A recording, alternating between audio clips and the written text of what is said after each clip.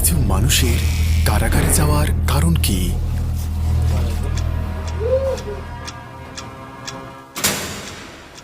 আর দারিদ্রতাই কি সবসময় অপরাধের কারণ? ফিলিপাইন, শাস্তি আর অবশেষে জেল। নকল পণ্যের বাজারে আছে। আপনি কি দারিদ্র্য সীমার নিচের স্তরের কথা শুনেছেন? একেবারে তলানিতে, দরিদ্রের চেয়েও দরিদ্র। দরিদ্রতার এই স্তর ফিলিপাইনের মতো পৃথিবীর আর কোথাও নেই। ফিলিপাইনে এগুলো হলো খাবারের উচ্ছিষ্ট। আজ ইউটিউবে প্রথমবারের মতো আমরা দারিদ্রতার পরিণতি খতিয়ে দেখব। এক বিছানায় 9 জন ঘুমাচ্ছে, যা অপরাধের দিকে নিয়ে যায়। আমরা শেষ পর্যন্ত ফিলিপাইনের সবচেয়ে জনাকীর্ণ কারাগারগুলিতে যাব, উত্তর থেকে দক্ষিণে। এমন সব গল্প ও গোপন তথ্য যা আগে কখনো অনলাইনে বলাই হয়নি। গ্যাং কারাগার থেকে নারী কারাগার পর্যন্ত, এটাই ফিলিপাইনের অন্ধকার দিক। সম্ভবত বিশ্বে এমন আরো অনেক বাস্তবতা আছে।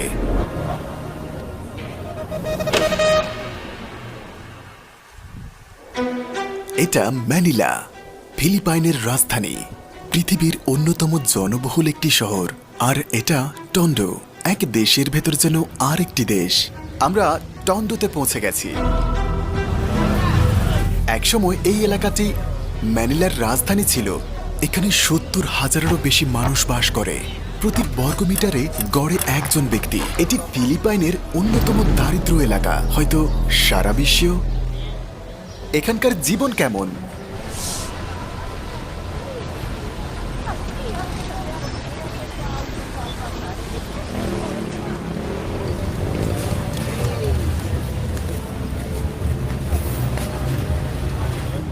ফিলিপাইনের দরিদ্রতা এতটাই ভয়াবহ যে হাজার হাজার মানুষের খাদ্যের প্রধান উৎস বাসি খাবার।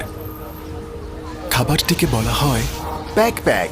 ফিলিপিনো ভাষায় এর অর্থ উচ্ছিষ্ট, যা ম্যাকডোনাল্ডস ও কেএফসি থেকে সংগ্রহ করা হয়। এই বাসি খাবারগুলো কেএফসি থেকে এসেছে। সেগুলোকে ধুয়ে আবার রান্না করে খুব কম দামে বিক্রি করা হয়।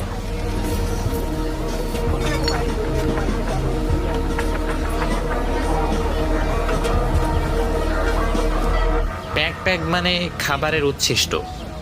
এগুলো ম্যাকডোনাল্ডস, জলিবি, কেএফসির মতো রেস্টুরেন্ট থেকে আসে।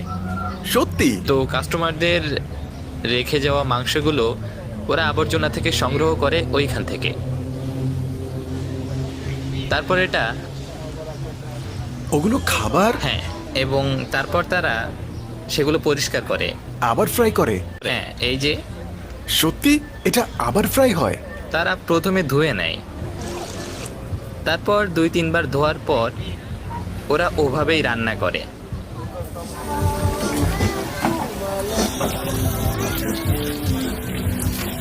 এখানে রিসাইকেলড খাবার বিক্রি করা হয়, কোনো সিনেমা নয়, এটাই দৈনন্দিন বাস্তবতা। ভাই, এটা কি কেউ খাবে? হ্যাঁ, পরিবার প্রতি 30 পেসো। এটা $1-এরও কম। আচ্ছা, কতজন লোক এটা খায়? এখানকার প্রায় সবাই। 1000 হবে? হ্যাঁ কেন ভাই, ওরা কি এতই গরিব? হ্যাঁ, খাবারের দাম অনেক বেশি।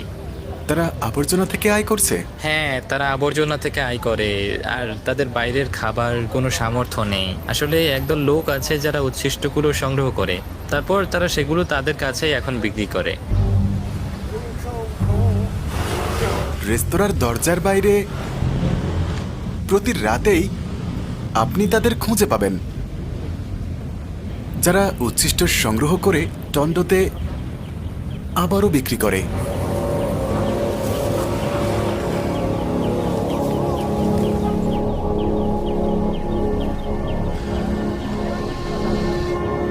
এটা দেখলে আপনার নিজেকে অনেক ভাগ্যবান মনে হবে। অবিশ্বাস্য।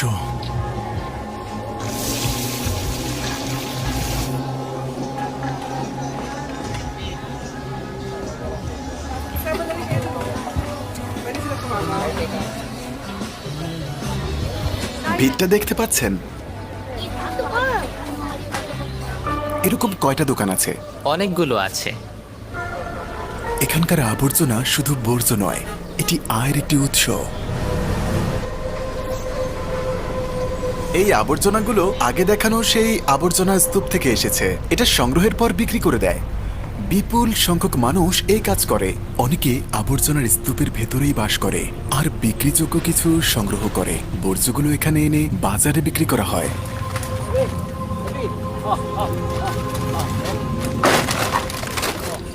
অনেকে আবর্জনা বিক্রি করেই বেঁচে আছে। প্লাস্টিক, কার্ডবোর্ড, ধাতু।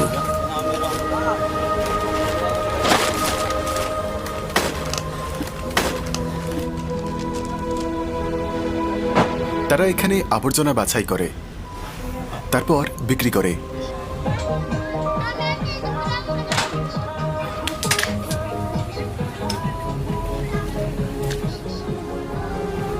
প্রতিবেদনে বলা হয়েছে যে এটাই হাজার হাজার মানুষের জীবিকার পথ, বর্জ্য ঘেঁটে জিনিসপত্র সংগ্রহ করা।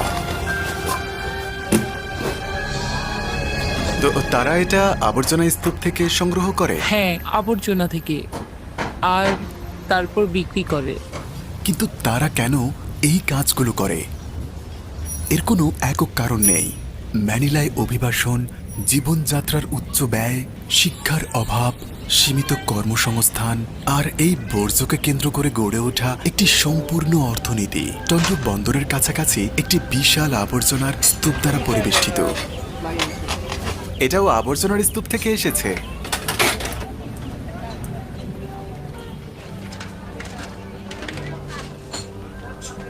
এখানে 9 জন লোক ঘুমায়। কিভাবে?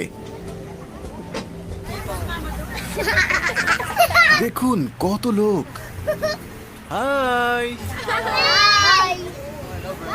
তারা বেশ খুশি।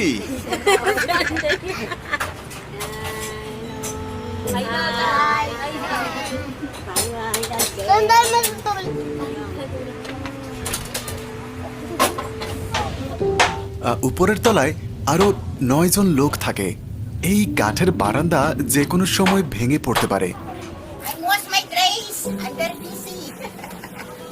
Come here in the top in Soria because I'm busy. এই শহরটি এশিয়ার অন্য যে কোনো শহরের চেয়ে দ্রুত গতিতে বৃদ্ধি পাচ্ছে। এখনো এমন মানুষ আছে যারা প্রবৃদ্ধির কোনো সুফলই পাননি।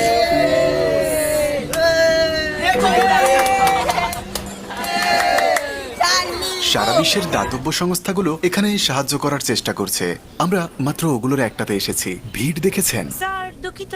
না না না না না, ভিডিও করা যাবে না, দুঃখিত।